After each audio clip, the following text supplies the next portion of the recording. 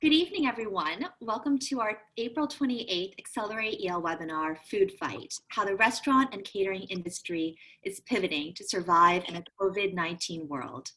Thank you so much for joining us. My name is Hsieh, Yale College class of 2007, and I'm a co-founder of both Accelerate Yale and Yale Angels. Accelerate Yale is a global community of alumni and friends of Yale who are engaged in innovation, tech, and entrepreneurship. We're delighted to have this evening's webinar co-sponsored by Yale Food and Drink and Yale Women and made possible by the YAA's shared interest groups. Before introducing our panelists and moderator, I'd like to review a few operational items with all of you. Please note that this webinar is being recorded and all participants are muted. Tonight's session will be 1 hour and we will reserve the final 25 minutes for your questions. If you have a question that you would like to submit to our panelists, please do so via the Q&A button on the bottom bar of your screen. And now I have the pleasure of introducing my dear friend and colleague, Wendy Maldonado D'Amico, our moderator for tonight's session. Wendy Maldonado D'Amico is Yale College class of 1993, co-founder of Yale Food and Drink, and a moderator of the leadership, a member of the leadership teams of Accelerate Yale and Yale Angels. For 1 year during her early 30s, she worked as a busser, food runner, and waitress at 3 restaurants in New Jersey. She's a graduate of Yale, Harvard's Kennedy School, and MIT Sloan. Wendy. Thank you so much, Grace. Thank you everyone for joining us this evening. I am so delighted to introduce our speakers for tonight. First, Jessie Gould, Yale College class of 2004, and Wenting Zhang, class of 2011 from the Yale School of Forestry and Environmental Studies. Jessie Gould is passionate about making sustainable veggies and fruits the cornerstone of a healthy diet, one that is good for you and good for the planet. In 2015, Jessie founded Verte, a plant-forward food company currently working to reinvent office breakfast and lunch. Since 2015, Verte has served over 250,000 employees across thousands of offices in Manhattan and Brooklyn. As of March 2020, Verte is offering groceries, prepared meals, and snacks to homes across New York City and also hospitals. Before founding Ox, Jessie spent 3 years at Organic Avenue as a VP of Operations and VP of Brand and Marketing after a 7-year career in investment banking and private equity. She received an MBA from Wharton and a BA in Economics and Mechanical Engineering from Yale University. Wenting Zhang was born and raised in Beijing, China. She came to the US for graduate school. In 2014, Wenting co-founded Junzi Kitchen, a Chinese fast casual concept that serves healthy, home-style Chinese food. Junzi opened its first location at Yale on Broadway and expanded to New York with 3 locations. Junzi has been featured in mainstream media such as Vogue, Forbes, the New York Times, and Bon Appetit. Wenting received her Bachelor of Law from Yunpei College, Peking University, a Master of Laws from Boston University, and a Master of Environmental Studies from the Yale School of Forestry and Environmental Studies. I'd also like to note that both Verte and Junzi Kitchen provided amazing and delicious food at our launch of Yale Angels this past November in New York. It was so good. And I'm so thrilled that the 2 of you have joined us this evening for this conversation about the food industry and how it is fighting in this epidemic, this time of the epidemic. So without further ado, let's get into our conversation.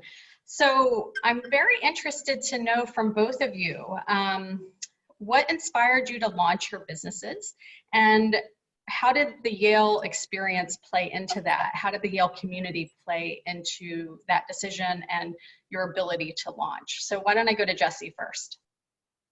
Sure. So I, as Wendy mentioned, was spent about 7 years in investment banking and private equity.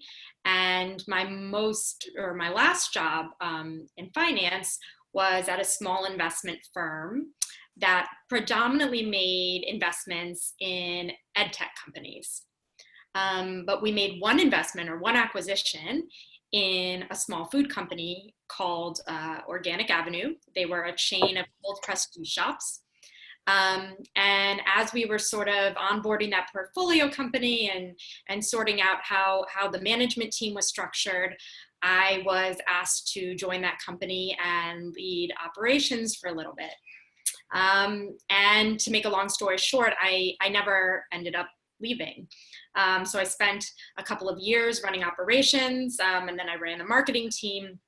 And then that company started to do poorly.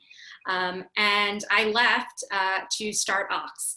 And sort of the two focus for me at that point was one, this kind of passion around real food.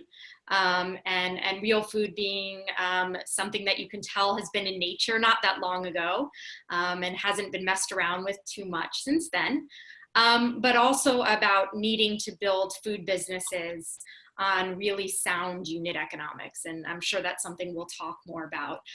And the last thing I'll say with respect to the Yale community, I myself and Ox and our entire team, we are a certified B Corporation, which is a group of businesses that are certified for using business as a force for good. And I think that as I was developing kind of my personal passion around using business for good and blending, blending capitalism with positive societal impact, the Yale community, of course, was just such a wonderful backdrop to develop what that really meant for me and how that would eventually unfold in my career as an entrepreneur. Zhang. Hi, everyone. I'm really glad and thank you for inviting me. So I am Wendy. I'm a co-founder of Junzi Kitchen, graduate from First Street School. So for me, how I started Junzi Kitchen is like a tale of two cities on my version. So I was born and raised in Beijing by my grandma, and she's a very, very typical Chinese person. She, in that sense, what I meant is she is very shy of expressing her love and expressions in emotions in that way. So cooking for me is how she say, I love you. So she cooks for me 3 meals a day. And not until I become a mom myself, and then I realized how much effort, you have to put into to prepare that. And she really care about ingredients, nutrition, balance, and seasonality. So that's her way of saying, I love you. And after I graduated from college, I came to US for graduate school. And landed in Boston, I really started missing home cooking. And I was go around to find a Chinese restaurant. I see there's lots of like Jade Palace, Mint Gardens and all those ones. But it's different than my grandma's cooking. So then later on, I start to cook myself, learning that at Yale, I live in Helen Halley Hall, where you have a shared kitchen. And I don't cook much. I'm not really good at cooking, but I know a lot of friends through that kitchen because, I was doing something and people say, wow, this is, looks delicious. What is it? And then that's how starting a conversation and the friendship carried on. So that's, for me, is like food is actually bring people together. And it's a starting of our conversation, and that's really inspired me. So I started thinking about, can we do something with the Chinese food that I grew up eating and love, and share that, and also, bring the diversity of culture together around a table. So that's how we started thinking about it. And then we started to market research and everything. And then we realized this, a fast casual version of a Chinese restaurant, serving a daily nutritious balanced meal could be a viable and scale up business model. So that's how we started. And in terms of Yale, I think Yale really gave us three things. Give me training, give us enlightenment, and also this amazing community. We were incubated from the Thai City, previously Yale Entrepreneurial Institute, in 2014 as one of the summer fellowship. It was an amazing experience in resident, and also we got so much help from everybody in the community. We got our customers. I found my co-founders and teams, advisors, and the investors from those connections. Right now we have 8-9 Yale alumni in our team, and so it's really like it means so much and everything to us. One of those alumni is your husband? No? Yes. Just kind of important, but anyway. Okay. Excellent. So, as we all know, when this crisis hit, the retail food sector was immediately impacted. One of the largest sectors of the economy that was hit instantly. So I'm very interested to hear from both of you about the changes that you were forced to make on the fly with each of your businesses. There was a great Forbes article that was written about Verte, Jessie, about how you were forced to rethink things. And Wenting, you too, you have actual retail locations. You also had to pivot your products and the way that you were running your business. So, I'd love to know more about the decisions that you had to make to your business as you were instantly hit by the circumstances that we're all facing now. Jessie. Yeah. So, I think Wendy said it best. We all got crushed in just a few short days. Just to give you kind of context, 100% of Ox's revenues prior to COVID were derived from serving group meals to offices across Manhattan and Brooklyn. And within a few short days, our revenues literally went down to zero. So this isn't a 25% drop. This isn't a 50% drop. Our business was, for all intents and purposes, gone, along with the 5 years of growth and painstaking everything that we had put into it. And so for us, the first question was, do we even move forward? Taking into account everything. So what's right for us? What's right for the team? How can we best, serve society? And then if we do move forward, what are we moving forward with? And so the process we took kind of again went back to really who we are in terms of our purpose. And so a small group of us, kind of the management team, or sort of our core team, sat in a room together, and we said, who do we want to be when all is said and done, when this is over? And so if a XYZ publication were to write a story about us in a year from now, what do we want them to say? And from there, we sort of created a new North Star, as I call it. And it was really a redefinition of our purpose. And for us, what that meant was, how can we continue to nourish our communities throughout this time, during a period when nourishment of the kind that we believe in so deeply could never be more important.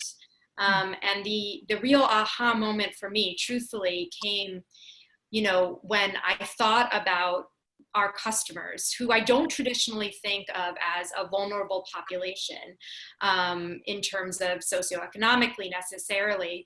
But it dawned on me when we were all sitting together as a team, is that all of a sudden we have all become vulnerable. And whether it's because of age or a condition, or simply because we're stuck at home alone in our houses and having to deal with the mental factors associated with that, we have all become vulnerable. And food and the type of connection that food can bring is something that is so incredibly needed.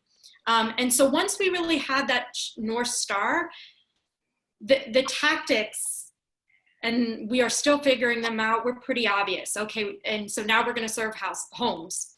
No more offices, that's done. We're going to serve homes. And then it just became, what are we going to serve to homes? And we've been serving groceries, and we've been serving prepared meals, and very much in the same vein as who our values have always been around: honestly healthy, seriously sustainable, our commitment to our local suppliers. But for us, really, the innovation and the pivot was around redefining our purpose in the context of this pandemic. Wow. Okay, thank you. Wenting.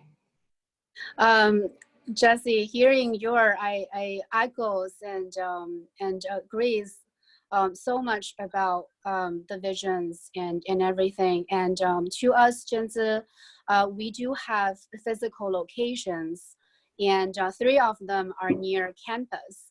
So when at the beginning of the pandemic, then all the campuses stopped to have classes, and then starting sending students, everybody home. And then the work from home is also basically all of our customers overnight are gone. So that has been very challenging. And the physical locations becomes a very, used to be a centric, but now becomes all like empty. There are a few things that we think changed. So one is, we think we used to have the dine-in centric experience, or takeout type of quick service one, eating at your office, eating at your classroom, that type of one. Now you change to a fridge centric. So, because you have to stay at home, and that's where you goes to your resources. And second thing is, it become, for us as limited service restaurant, it become like self-focus. This is a work meal for you. Becomes a family focused, and also others focused. For example, our customers were willing to contribute and buy a meal to hospital workers because, they want to contribute something. A lot of them, in a way, we are lucky that we're essential workers, that we can still get the opportunity to do something. And a lot of our customers and partners, they couldn't do that. So people are started thinking about, what can I do? So we started thinking about what we could build, a platform or a path to do that. So that's the purpose. And then another third one is from like a work meal or things to become a relaxation or entertaining type of thing, built into our day-to-day ones. So basically, based on these 3 changes that we're thinking, we pivot to 3 different initiatives. The first one is, because now becomes a fridge-centric, we did a family-sized meal and a la carte ordering that's hopefully not only be able to provide, meals as your convenience and ease, and also could help you to work well with other leftovers from other meals. And then second is, we initiated a share a meal program that our customers and our partners could contribute $10 and will cook and deliver meals to hospitals. So as of today, we did 1,800 meals to about 20 hospitals. And then the third one is, I think at the first couple weeks, we are very shocked and we kind of in the stage of shocking and denial. And then gradually I think we're all trying to adapt and still trying to keep a hope in this very, very difficult, challenging time. And we're thinking about what we could do through food. So we're thinking, you know, what we do best is food, and maybe exploring some culture into that, and then to just bring a little bit fun to that. So we did a distance dining program that's like a kind of a crisis pop-up. That's we deliver 3 meals to people's door. Each week we're changing a theme, and it's always about Chinese cuisine with another one. So we did a Chinese Filipino, Chinese Puerto Rican, Chinese Japanese, Chinese Thai. We really want to be, again, food is something can bring people together. And we're facing crisis, but that doesn't mean we couldn't still having a little fun, having a little something for ourselves and keep ourselves going. Absolutely. I love that. I love that. Okay. All right. So, I was very curious if the two of you are using apps for your businesses, and if you can talk about how that may have changed and what some of those app partnerships look like. And if you don't want to answer that, I respect that too, but I'm curious. Yeah, I'm happy to jump in. Historically, we haven't used apps or third parties. I think we have dabbled with some very limited pilot programs, and my overall view is I've met a lot of wonderful, really smart people in some of these third parties, but I think overall many of the platforms can be really challenging for folks like us for 2 reasons. The first is that they take, in many cases, not in all, but in many cases, a very large share of the revenue, which I think through this pandemic, that has really come to light. But I think more importantly for Ox, and this has been something that we've been really passionate about from the beginning, is it really makes it difficult for you to really own your customer relationship. And I think that while, the power of marketing around these platforms is so immense and so hard to walk away from, I think that in this pandemic, folks really want to be able to trust where their food is coming from and know where their food is coming from, and building these sort of one-on-one relationships are more important than ever. So we've chosen to sort of go at it alone, it sort of takes some quick wins off the table for sure, and maybe it's not the best choice, but it's the one that we've made for the last 5 years, so we're sticking with it. Okay, Wenting, would you like to talk about apps? So we actually have been trying to onboard all possible third-party platforms because those are revenue channels to able to reach more customers.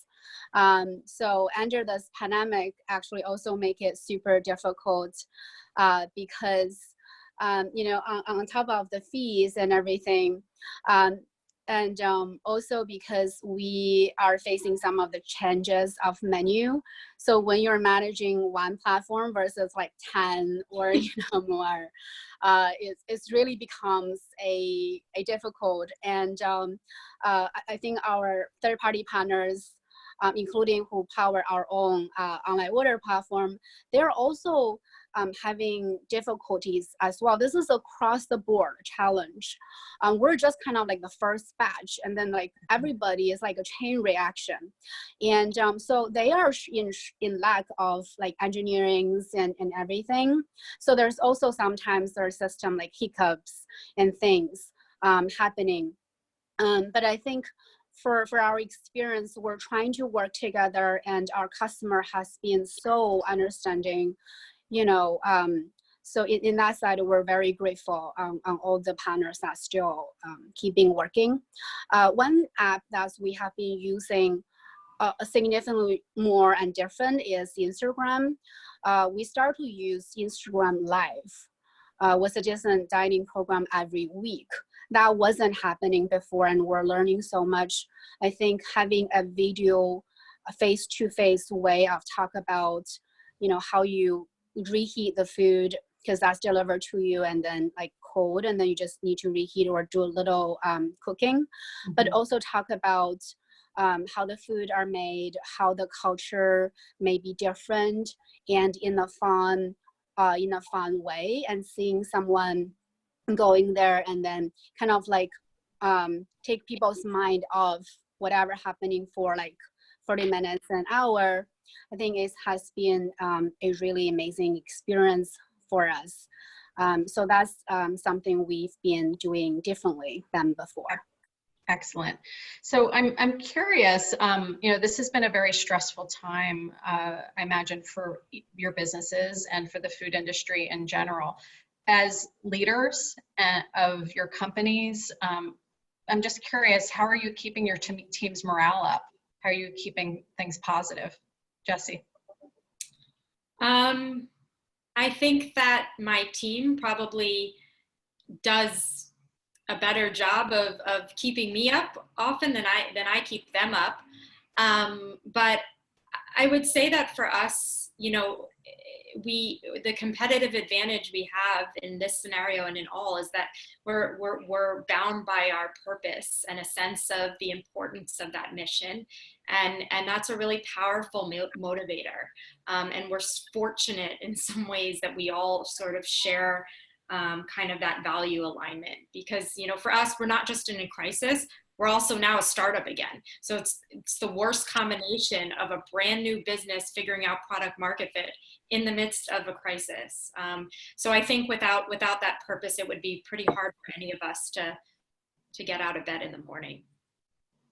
Wenting, how are you keeping your team's morale up? 100% agree about vision and hope.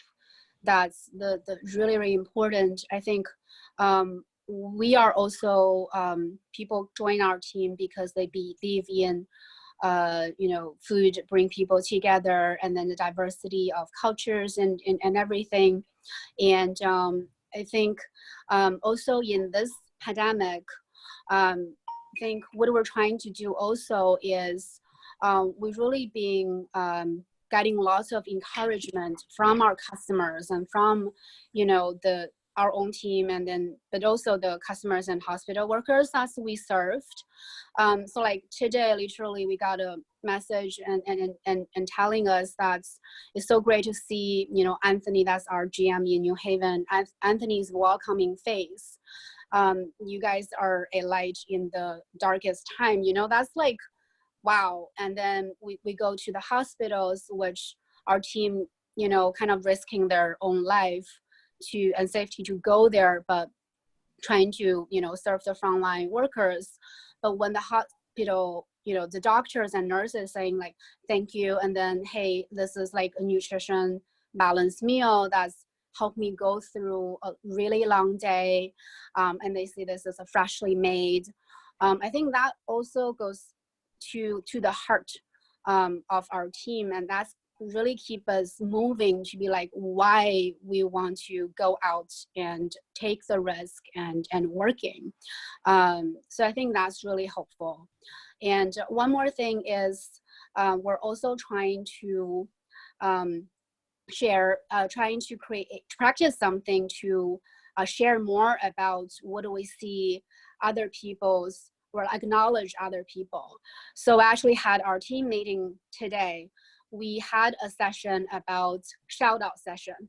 So, you know, whoever you're thinking, you know, is say what you appreciate about them. I think because we're working remotely or working in small groups, a lot of times people may just know, but they don't know the details or like how hard people are going above and beyond. So having people to share that of somebody else and saying thank you, it really goes a long way. Excellent. I want to have a conversation here for another 5 minutes or so, and then we're going to pivot to questions from the audience. But something that I'm very curious about as well is how this pandemic has changed the food industry in general. You can talk about how you think it's changed your business in particular, but I'm also curious about how it may have changed the retail food industry, and in particular, how may it have affected the supply chain, or how may it have affected the way that the industry views fixed costs and rents.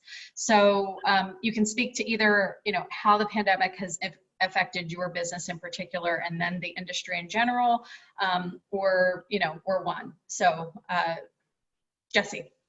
Sure. I mean, I think that certainly a lot of truisms have come to light that I think most industry insiders were aware of, and maybe consumers not so much. Was, you know, restaurants essentially live paycheck to paycheck. They, you know, talk about employees, but restaurants really do as well. And so I think that, you know, one of the things that sort of is going to be forever changed is what do we do with that frailty now? Do we continue, and we're not necessarily a restaurant, our cost structure is different, but for the restaurant industry in general, the retail restaurant industry, what do we do with that frailty? And I think that, you know, one of the things that certainly has come to light is sort of the stories around rents. And no matter what restaurant group you're in, talking about the impossibility of maintaining these high levels of fixed costs and specifically rents is top of mind, and just a need to kind of a realignment, so to speak, of getting rents at a place where it will ever make sense for restaurants and for people who own restaurants to continue. Because I don't think nobody wants to live paycheck to paycheck, and you certainly don't want to do that when you have tons, and in some cases hundreds of employees depending on you for your paycheck. So I think that discussion around the right sizing of commercial rents is certainly something that has changed forever. I think another sort of piece of this is you alluded to the supply chain, and I think something that I have, you know, is really interesting is that we've had this very interesting dichotomy whereby you'll go to the supermarkets and you can't get an Instacart slot or the shelves are empty, but then you read about how there are farmers literally dumping produce and euthanizing chickens. And so there's this sort of mismatch where things have broken down. And sort of, we don't know how to fix that yet. So farms who previously sold to food service businesses like us can't pivot quickly and start serving, you know, sending chickens to homes. But we've sort of identified something that is really, again, a vulnerability in the supply chain. And I think that there will be some interesting innovation that comes out of that. And then finally, obviously, just the need to diversify your revenue channels, and certainly as that relates to delivery and the offsite experience, this trend was obviously forefront for everybody. But I think more than ever now, as a food business, there isn't a way to move forward without really thinking about diversification of your revenue. One thing. I want to add 2 more things. I think one about the supply chain and things. Here's how our current sourcing managers day look like.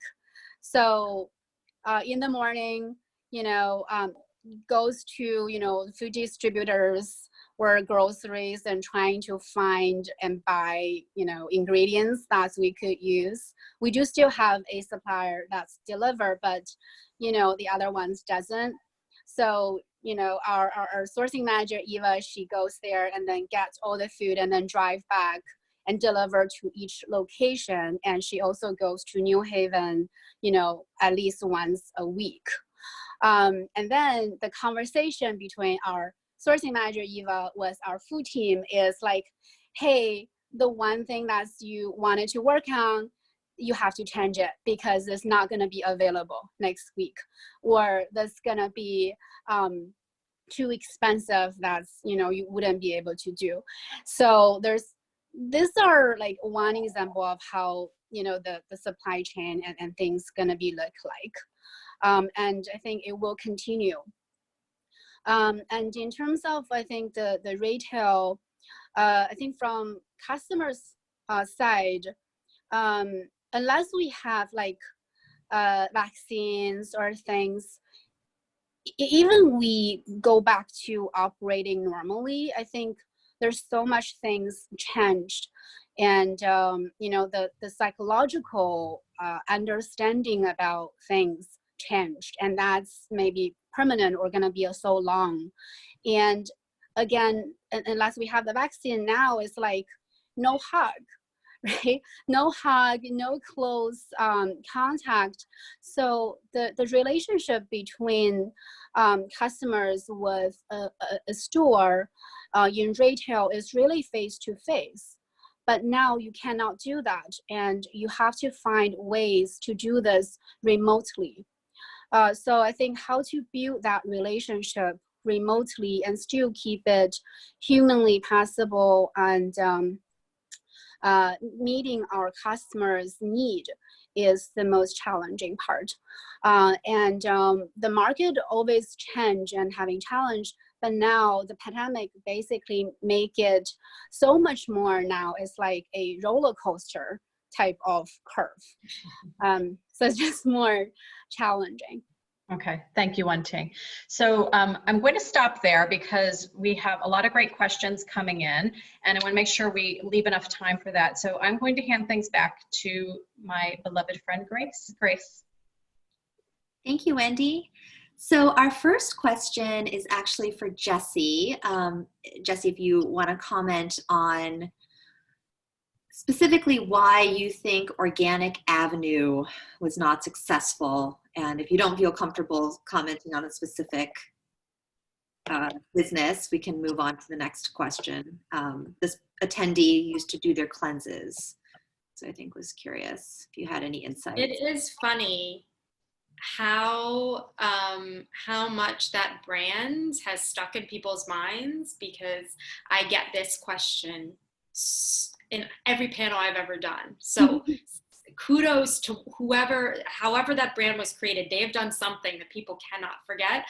I don't like to share a lot, but what I will say is that I think there historically has been a gross misunderstanding of what it takes to build food businesses and the level of patience, the time horizon, and sort of the capital required. And so the mismatch between sort of traditional investors and food businesses is one that's been very problematic. But I think from Organic Avenue had wonderful products and really loyal customers to the end, and that's a great testimony of it.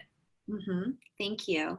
And our next question is from one of my Accelerate Yale and Yale Angels co-founders, Sam Hendel. And his question is for both of you. When you look forward to the post-COVID world, what do you think will be the changes in your industry and your own business model versus pre-COVID? Wenting, maybe we'll start with you. It's okay if you want to take a second to think about that as well. Yeah, I think the most change again is how can we make pivot and adapting enough and quickly to reconnect the customer's demand and the new situation with pandemic, and fully embrace it, because the demand is still there. People wants to eat, and for a work meal, for a daily meal, they want something, you know, convenient, affordable, nutritious balance. And then on the other side, they want to combine this with some like social or other, you know, purpose, and having experience, having fun, or learn something. So I think those are still there. But how can we make it quickly adaptive enough in order to meet that needs? That's a real challenge. Thank you. And Jessie? Yeah, I mean, I think at Ox, we're definitely still figuring it out.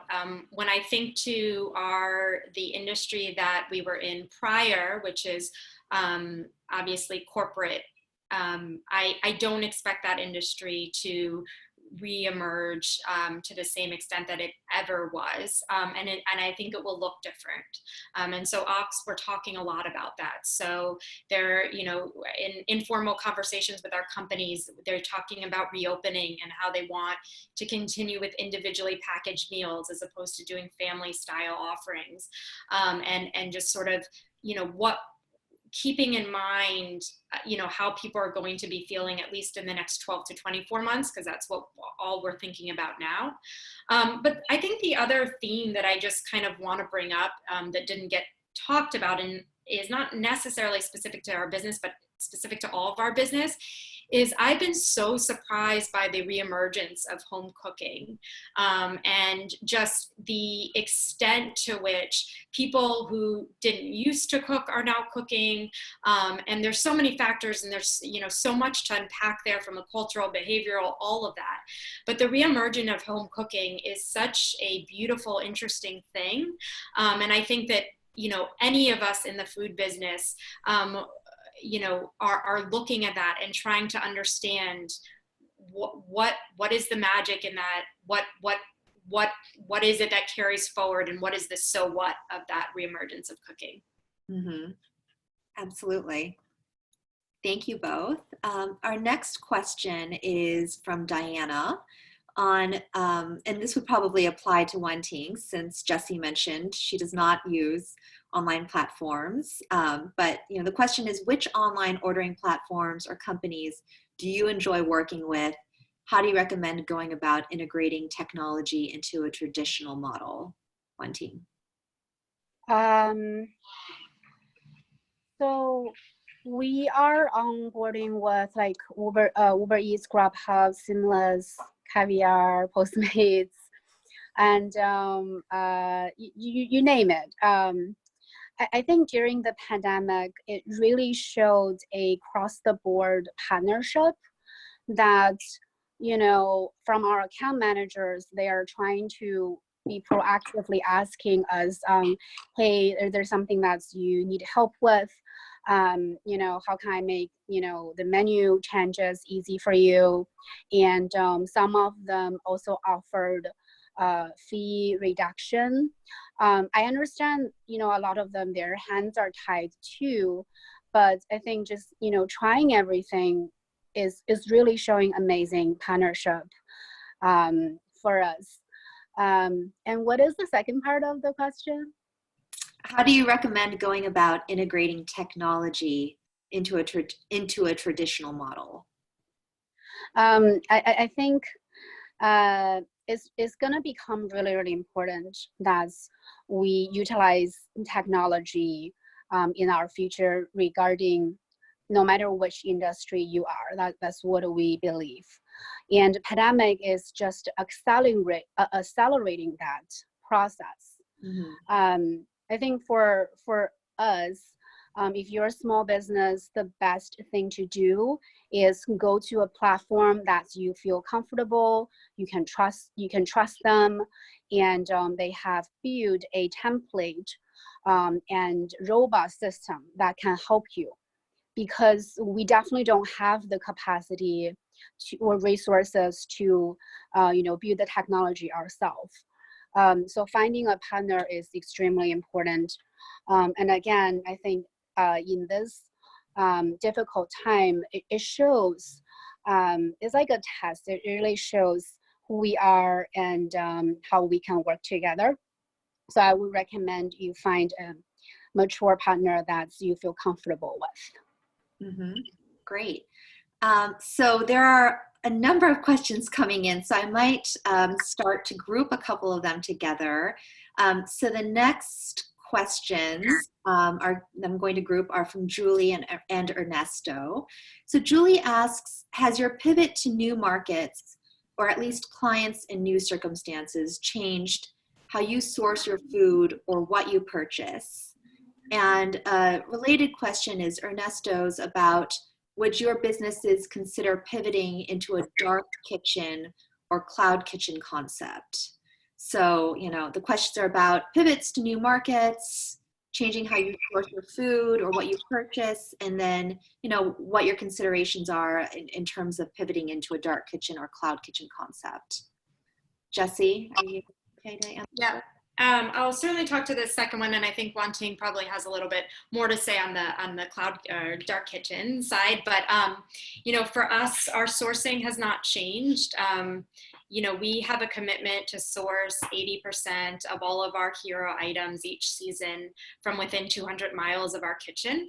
And nothing is going to change that. It is sort of ingrained in our mission, and we've been very lucky that with some exception, our local supply chain has really come through for us. There's been some challenges and some changes in delivery schedules, but for the most part, we are able to get what we need, and our local suppliers have really stepped up to the plate in terms of not letting us pay on time, essentially. And that's really been so heartwarming and amazing because they're obviously hurting too. On the dark kitchens, that has always been part of Ox's expansion plan.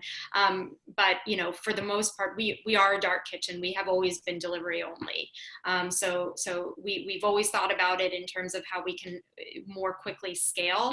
But we essentially started that way. Thanks, Jessie. Wendy?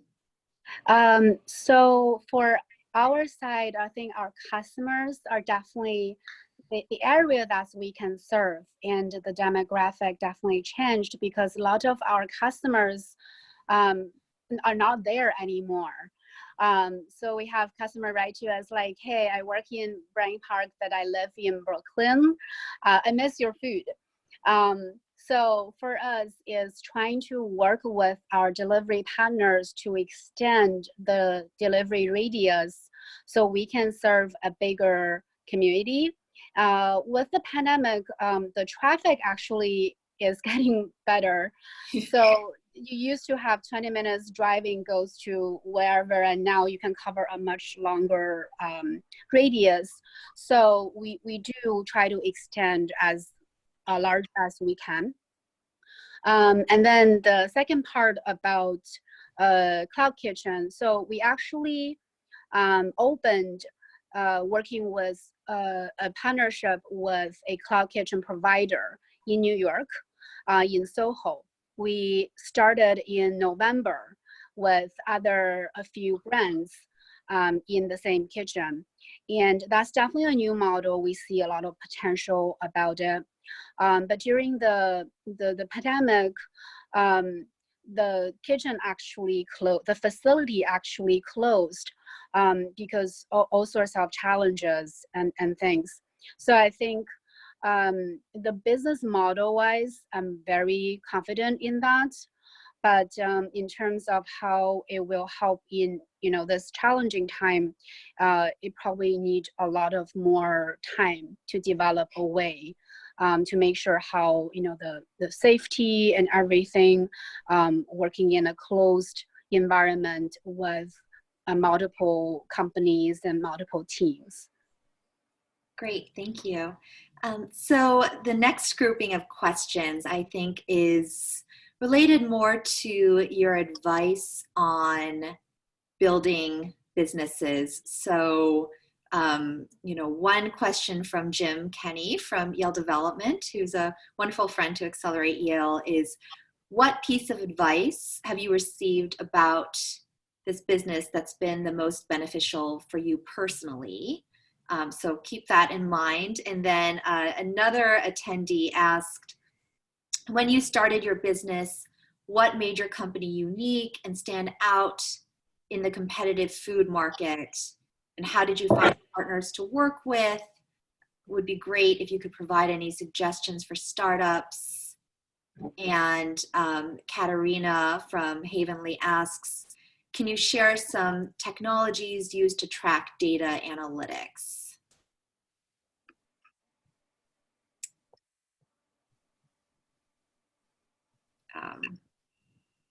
Do you need me to repeat those questions? I know it's sort of a lot to think about, but just general, I think, thoughts and advice about that you've received personally that you would have for other startups, who are also in the process of pivoting and how they can think about. I think I can maybe answer that to share my experience. At the Thai City YEI Summer Fellowship, we've received a device that I still been using and share with my fellow entrepreneurs, that when you're having an idea and you're trying to start a venture, I think 2 questions you want to ask yourself. Why me? Why now? So why me is what makes you or your team unique? What kind of insights, what kind of resources that makes it unique to yourself, to this solving this pain point. Why now is why it is now, not 5 years ago, not 5 years in the future. It's the best timing to solve this pain point. And I find this is very helpful for me. Thank you, Wendy. Jessie? Yeah, I guess on the question of advice, well, the 2 questions, the advice and sort of what our differentiators were. The piece of advice that my team has heard me repeat over and over again that, it did not originate with me is, in food, you need to nail it before you scale it. And I think anyone who has dabbled in food knows this lesson too well, that food is very tricky, and the cost structure is very tricky. And if you grow big too quickly, and by the way, there are a lot of people that still disagree with me on this, a lot of people. So this is not a foregone conclusion, but I think that there has been historically this idea that you just get a boatload of customers and then you figure out how the unit economics will work later. And I really don't believe that. I think that if you scale too quickly, the problems that you're having with your gross margins or with your EBITDA will just continue to multiply. And so I really believe that with any food concept, essentially nail it before you scale it, which means keeping it small, keeping it slow until you feel confident that the financials are sound. Mm-hmm. And then I guess in terms of, what the part 2 on the sort of differentiators, I think obviously our focus on mission and using business as a force for good is something that our initial customers, our initial employees gravitated towards, and for the most part, will stick with us through thick and thin because they have that same shared belief in using business to make a positive impact in society. But I think something else that our team has done uniquely well is understand that people really eat with their eyes. They use all of their senses, but they really eat with their eyes. And I think when it comes to delivery, this has been overlooked for a really long time or under focused on, just because food businesses have such strange resources. And so from very beginning, we really tried to dazzle with the presentation of our food. And it's gotten trickier as we've tried to focus on sustainability around packaging, which is a whole other can of worms. But I really think that appreciation that we truly do eat with our eyes, and that is just as important in the off-site world as it is in the fine dining or in dining world. Mm-hmm. Jessie, it's interesting that you just mentioned packaging, because there was a question from Catherine about, how your packaging has changed for both Jessie and Wenting, and if it's been difficult obtaining the necessary materials. Jessie, as a B Corp, has there had to be any recalculation of environmental assessment? So I think that's an interesting question. I think there's also been a lot of interest from the audience around the economics, right? There was one person who asked, Carol, who asked, do the new iterations of your businesses provide sufficient revenues to sustain them? We have another attendee tuning in from Minnesota who said that they are really worried about the restaurant and catering workers who've been laid off. How is your business faring in terms of layoffs? If you've got full workforce in place, are you aware of support systems for these furloughed, laid off workers so we as a community can support them? So I know that those are challenging and sensitive topics. I sort of wanted to group them together, and please feel free to answer whatever components you feel comfortable doing. Sure, I'll jump in to just speak to two of those, and then Wenting, I'll let you speak to maybe the remainder of them. But packaging is huge in Ox, and when we make every decision at Ox, we consider people, profit, planet. That's the lens we look at. No matter what it is, that is the three pillars that we look at. And unfortunately, as it relates to packaging, planet has been a loser for us. And very specifically, what I mean by that is we were piloting, actually we basically rolled it out at this point, a reusable packaging loop with all of our office customers. And we had taken the position that reusable anything is better than one-use anything, particularly because most of the compostable items out there can only be composted in very specific conditions, or they actually can't be composted. And we had so much exciting momentum behind this reusable loop, whereby customers, our offices were actually returning things to us, serving dishes and so forth, and we were commercially sanitizing them and reusing them.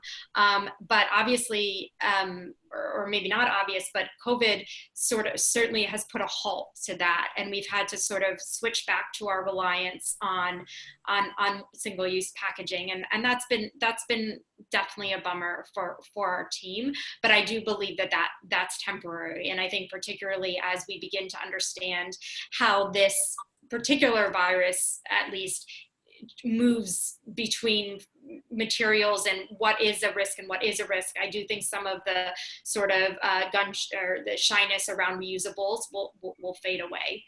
So that's the packaging piece. And then the second thing that I just wanted to hit home, because it's something that I speak about a lot, I'm not going to speak to our whole workforce, but one of my most sincere hopes that comes out of this is that delivery workers stop being anonymous. And I know, Grace, I'm not speaking specifically to furloughed employees and what our numbers are, but at Ox, we have never done free delivery, and that is a huge sort of bucking the trend in every way.